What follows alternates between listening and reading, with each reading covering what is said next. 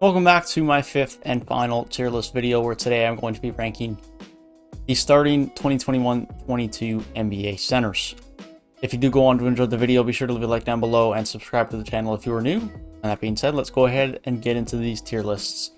So starting off, the starter for the Golden State Warriors is either going to be Kevon Looney or James Wiseman, and it will likely be Kevon Looney. Ultimately, Kevon Looney for me is either an average or a below average starter. It's definitely the weakness of the Golden State Warriors team. I will list him as an average starter just because he is comfortable and familiar with the Warriors system and he works within that system, but ultimately he is not the best starting centers in the NBA. Christian Wood's an above average starter for me. He showed glimpses of being an all-star talent last year before his injury, but ultimately he is an above average starter for me heading into the season. Miles Turner can be said in the same light. A very good floor spacer and an elite rim protector, and hopefully he can stay healthy this year and be a very impactful player for the Indiana Pacers. Serge Ibaka, I don't think is going to be starting, so we're going to consider this to be Ivan Zubac. Ivan Zubac is an average starter for me. He's not floor spacing, he's not an elite rim protector, but he's fine. He rebounds, he's a good post defender. He's a fine quality center. Montrezl Harrell, I don't quite know why he's here, because there's no shot he starts. Daniel Gafford will be the starting center for the Washington Wizards on day one, as far as I'm concerned. Daniel Gafford is an average starting center for me. If he continues to play like he did at the end of last year, and he could convince me to potentially put him in the above average starter category for next year.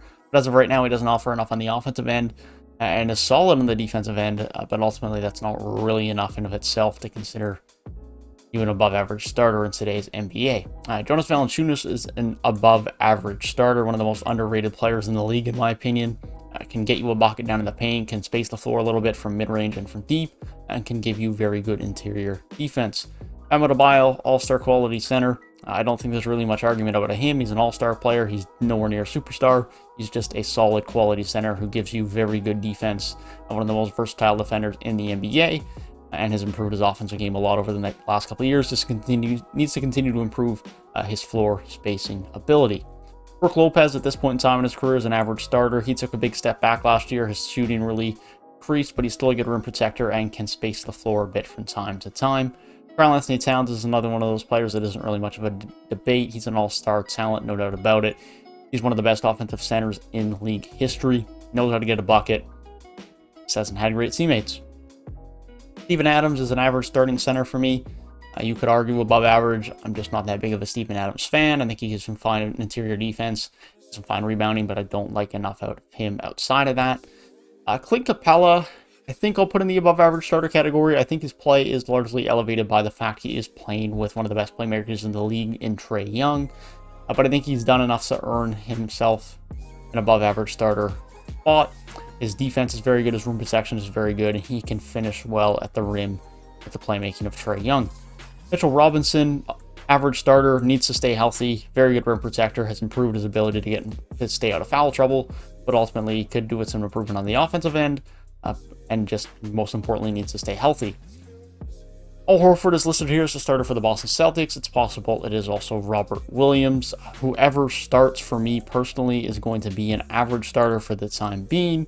If it is Robert Williams and he continues to improve, having the potential to be an above average starter simply due to the fact that he is an absolutely absurd rim protector, as we saw in moments last year. Nikola Vucevic is an above average starter for me.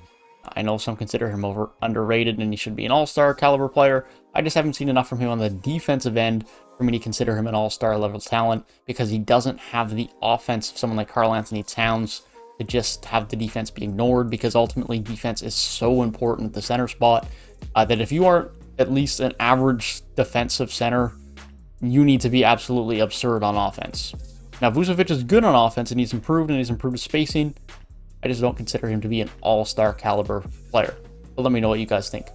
Joel Embiid, superstar, one of only two superstars at the center spot alongside Nikola Jokic, both of which were MVP candidates last year, very deservingly so, and they are both superstars for their respective teams. DeAndre Ayton, I think, is on the borderline of being an all-star caliber player and could be if he takes another step forward this season, but for now, for me, is still just an above-average starter after having a very good playoff run. Yusuf Nurkic I would have had as an above-average starter a couple of years ago, but since his injury, he has not been anywhere near as good. So for me, he has to be an average starter. Rashawn Holmes got his bag this summer. He will also be an average starter for me, a solid rebounder, give you a bit of defense, give you a bit of scoring, but nothing crazy. Marcus Aldridge, I don't know if this is going to be Aldridge, Blake Griffin, or Nick Claxton. I hope it's Nick Claxton, but regardless of what it is, it's going to be an average starter.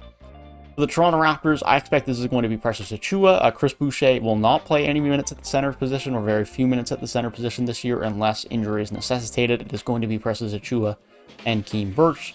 But ultimately, Precious Achiuwa for me will be an average starter for the upcoming season with upside as young as he is.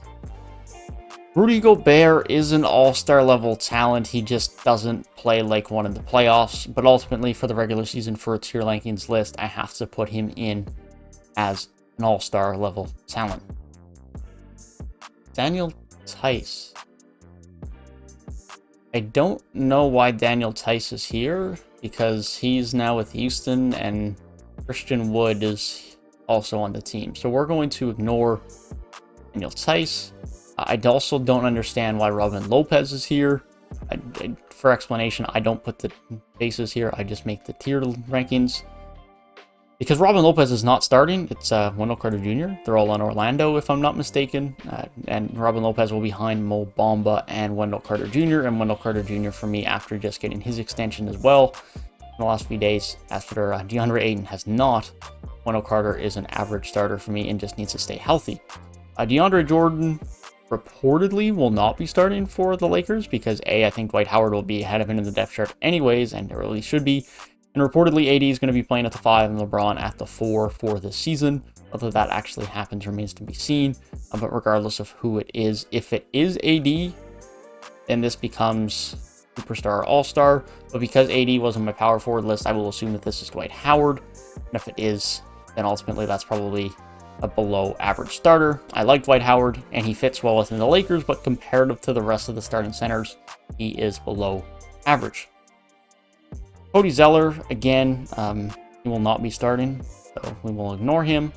Garrett Allen will be starting for the Cleveland Cavaliers. He is going to be an average starter. Cody Zeller is going to be a backup in Portland for anyone that needs clarification on that. Mason Plumlee is going to be the starter for the Charlotte Hornets instead this upcoming season. Below average. You can argue average. He's an underrated playmaker, can rebound, can defend a bit, but relatively speaking, he is a below average center. Kristaps Porzingis, I'd still consider it an above average starter. I'm not considering him an all-star by any stretch. He still has upside to get there, and with the new coach and Jason Kidd in Dallas, maybe he can unlock that this year and be the true co-star that Luka Doncic needs. But for the time being, I have him as an above average starter. That being said, that is my thoughts on the starting centers heading into the 2021-22 NBA season. Be sure to let me know down in the comment section below what you guys think and expect from these centers heading into next year, and what you would change about my tier list rankings. If you did enjoy the video, be sure to leave a like down below and subscribe to the channel if you are new, and be sure to click the box on screen to watch my power forward tier list rankings video if you were unable to watch that one. That being said, I hope you guys have a great rest of your day, and I'll see you guys in the next one. Peace.